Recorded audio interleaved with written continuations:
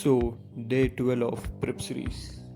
Morning లేవగానే empty stomach wait వచ్చేసి 54.85 and morning అంతా కుకింగ్ కంప్లీట్ చేసుకొని మన బ్రేక్ఫాస్ట్ వచ్చేసి bread and peanut butter and lunch టైంలో ఇంటికి వచ్చేసాం and rice, eggs and aloo curry వేసుకున్నాం.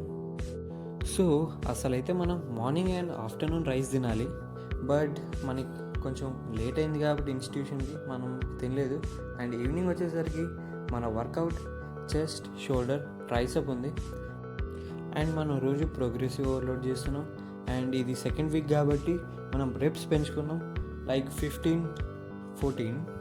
వెయిట్స్ ఏం అంత పెంచుకోలేదు. నెక్స్ట్ వీక్ మనం వెయిట్స్ పెంచుకుంటాం అండ్ ఇంకో నెక్స్ట్ వీక్ మనం రెప్స్ పెంచుకుంటున్నాం. ఇది మన ప్రోగ్రెసివ్ ఓవర్లోడ్. కొన్ని ఇంకా క్లిప్స్ రికార్డ్ చేయలేదు, వీడియోస్ అన్నీ చాలా లాంగ్ వీడియో అయిపోతుంది అందుకే. అండ్ ఈరోజు అయితే మనం చాలా బెస్ట్ ఇచ్చాము మందంతా. అండ్ ఈ వీక్ కొంచెం టిపికల్గా ఉంటుంది, ఎందుకంటే మనకి ఈ వీక్లో ఒక ఎగ్జామ్ ఉంది, గ్రాండ్ టెస్ట్ లాగా. ఫస్ట్ ఇయర్ సిలబస్ అంతా పెడతారు అండ్ ఈ వీక్ కొంచెం గట్టి కష్టపడితే జస్ట్ మనకి వచ్చే నెక్స్ట్ మంత్స్ నుంచి మనం ఎక్కువ ఫోకస్ చేయొచ్చు. లైట్గా ఈ వీక్ మొత్తం ఫోకస్ చేయాలి మన స్టడీ మీద. అసలు యాప్స్ని ఏం ముట్టుకోలేదు, ఇదే నా ఫస్ట్ ఎక్సర్సైజ్ ఉండే యాప్స్ది ఇన్ని రోజులు చేసింది.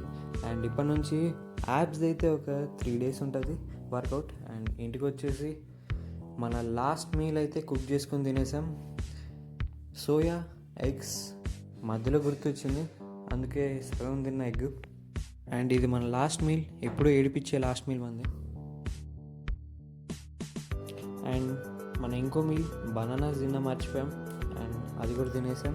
అండ్ తినడం అయిపోయిన తర్వాత మనం ఇక స్టడీకి కూర్చున్నాం.